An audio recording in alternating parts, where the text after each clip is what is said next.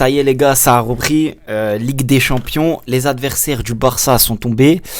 Et franchement, sincèrement, on a déjà eu sur le précédent format des tirages pas faciles. Mais honnêtement, le tirage cette année du Barça, il est vraiment abordable, voire même... Allez, j'ai envie de dire facile, mais si le Barça ne se qualifie pas dans les 8, sincèrement, faudra quand même se poser beaucoup de questions. Je pense que le Barça finira dans le top 8 vu les adversaires et je vais vous les dire. Donc, le tirage a eu lieu à 18h aujourd'hui, là il est 19h, une heure après. On n'a pas les dates exactes des matchs, mais en tout cas on a domicile, extérieur et ça c'est déjà une très bonne chose.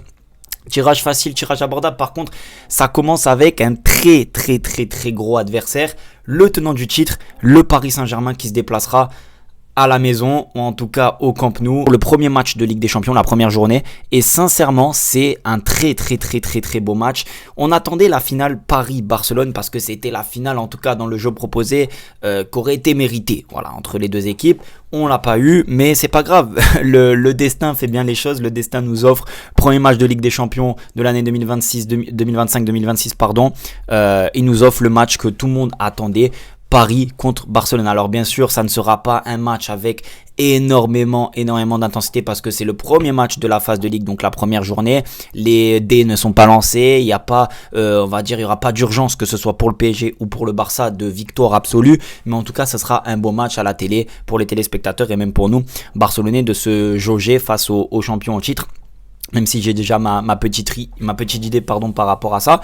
Ensuite, on se déplace à l'extérieur à Chelsea. Donc 2 matchs quand même d'entrée pas simple. Voilà, va à Chelsea, champion du monde en titre et le champion d'Europe en titre. Paris et Chelsea, pas simple mais abordable en tout cas sur le papier parce que Barcelone, je pense, est largement, et je dis bien largement supérieur à Chelsea par rapport à l'année dernière, par rapport aussi pour le moment à cette année. En tout cas sur le papier, le Barça sera supérieur. Maintenant, un match, c'est un match. Chelsea est très costaud ces derniers temps aussi et Paris, on connaît le PSG qui est certainement la meilleure équipe d'Europe actuellement. Donc 2 gros matchs d'entrée pour le Barça. Ensuite on reçoit Francfort. Franchement, Francfort a fait une bonne saison. L'année dernière, ils ont fait une bonne saison. Ils ont fini dans le top 5 de Bundesliga pour se qualifier en Ligue des Champions, mais ils ont perdu quand même pas mal d'éléments, notamment Ekitike. Ils ont perdu un autre joueur aussi, je sais plus le nom, mais ils se sont renforcés, mais peut-être pas autant que l'année dernière. Est-ce que ça va rouler pareil? C'est un petit peu à l'image du Bayer Leverkusen qui avait fait une très belle saison il y a 2 ans et qui l'année dernière a eu du mal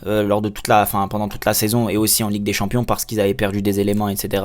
Et c'était pas forcément très simple et je pense que ça va prendre le même schéma, mais c'est un adversaire à la maison, 3 points normalement qui doivent être absolument pris.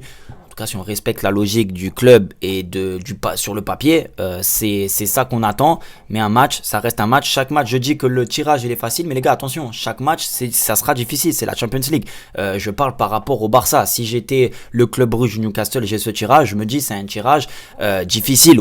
Là, pour le Barça, quand on regarde l'effectif sur le papier, on regarde tout ce qu'il y a autour, le Barça est normalement favori dans ces matchs-là, dans chaque match quasiment, sauf peut-être le PSG sur l'ensemble des rencontres. Ensuite, Bruges à l'extérieur, pas facile de se déplacer en Belgique. Après j'ai envie de vous dire, la Belgique c'est pareil. Le club Bruges c'est un club qui joue souvent la Coupe d'Europe, que ce soit Europa League, Ligue des Champions, souvent la Champions League, régulier dans son championnat, mais dès que ça arrive en Champions League, c'est pas si simple. Il propose du beau jeu, il propose des choses intéressantes, mais est-ce que ça sera au niveau du Barça là-bas? De toute façon, les gars, tous les matchs qu'on va jouer, je le dis bien, on va les dominer. Voilà, peut-être sauf face au PSG où ça sera serré. Je pense que tous les autres matchs, on sera dominateur, on sera supérieur. Maintenant, ça va être à savoir si on va marquer des buts, si on va pas en encaisser, etc. C'est toujours pareil, mais la maîtrise du ballon dans le jeu, les occasions, on va les avoir. Il va juste falloir marquer. Et c'est pour ça que je vous dis à l'extérieur, à Bruges là-bas, si tu marques pas rapidement, tu risques de te faire punir parce que c'est un club qui, à domicile, est souvent dangereux et pénible. Donc Bruges pour le 4e match. Ensuite, Olympiakos à la maison. Heureusement que c'est Olympiakos à la maison parce que Olympiakos en Grèce là-bas, j'y vais pas. Personnellement, ça aurait été un très mauvais déplacement. Et d'ailleurs, ça vient juste après au Slavia Prague.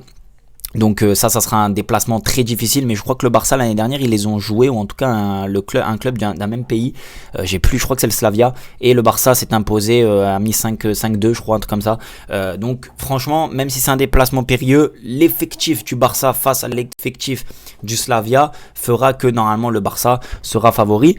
Ensuite à la maison, Copenhague, donc Copenhague normalement favori, c'est un club qui retrouve il me semble la Champions League, ils y étaient pas l'année dernière, on sera favori aussi, et déplacements à Newcastle. C'est peut-être le 3e match le plus difficile sur les 8. Le déplacement à Newcastle, pas simple. On l'a vu, Paris, là, il y a 2 ans, il me semble, a pris la fessée là-bas. Quelques clubs qui vont jouer là-bas, c'est pas forcément simple. Mais je le répète encore une fois, on sera dominateur, on aura le ballon, on aura les occasions. Ça va être de savoir comment on va se comporter dans le match, si on n'encaisse pas et si surtout on marque les buts. Mais sur les 8 matchs, pour globaliser tout ça et structurer tout ça, le Barça est favori. Le Barça doit pour moi finir dans les 8 premiers, doit prendre au maximum là sur les 8 matchs. Je pense, après dites-moi si je mets la barotte, mais sur les 8 matchs, le Barça doit prendre au minimum 19 ou 18 points. C'est le minimum que le Barça doit prendre. Tu peux te rater face au Paris Saint-Germain. Voilà, tu peux te rater, tu peux faire un faux pas et un match nul encore à la maison. Tu peux, pourquoi pas, à l'extérieur à Chelsea, ramener un point ou perdre parce que c'est pas facile et c'est une équipe qui a de la qualité. Mais après, tous les autres, même Newcastle et tout, c'est minimum 1 point et tous les autres, c'est 3 points. Moi, je vois, personnellement, pour mon pronostic, je vois victoire face au PSG parce que c'est un match où Paris ne sera peut-être pas forcément très à l'aise et comme je vous l'ai dit, ça sera pas un match décisif pour les deux équipes et Paris aura son bout de chemin à faire juste après et je vois le Barça à domicile, premier match au Camp Nou dans Ligue des Champions, au nouveau Camp Nou, gagner. Donc je vois victoire face au PSG, je vois un nul ou une défaite face à Chelsea parce que ça sera pas facile là-bas. Je vois victoire face à Francfort, victoire face à Bruges, victoire face à l'Olympiakos, un nul ou une victoire à Prague, une victoire face à Copenhague et un nul ou victoire à Newcastle. Pour moi, c'est mon pronostic. Dites-moi vous en commentaire votre prono. Où est-ce qu'on va gagner? Où est-ce qu'on va perdre? Les points qu'on va gagner? Où est-ce qu'on va perdre des points tout simplement? Et j'hésiterai surtout pas à vous répondre en commentaire. C'est tout pour la vidéo. Dites-moi si vous avez kiffé et n'hésitez surtout pas à partager, à commenter. Et voilà, profitez de la vie les gars, c'est important, profitez et profitons du retour en Ligue des Champions du FC Barcelone. Je vous dis à la prochaine, prenez soin de vous.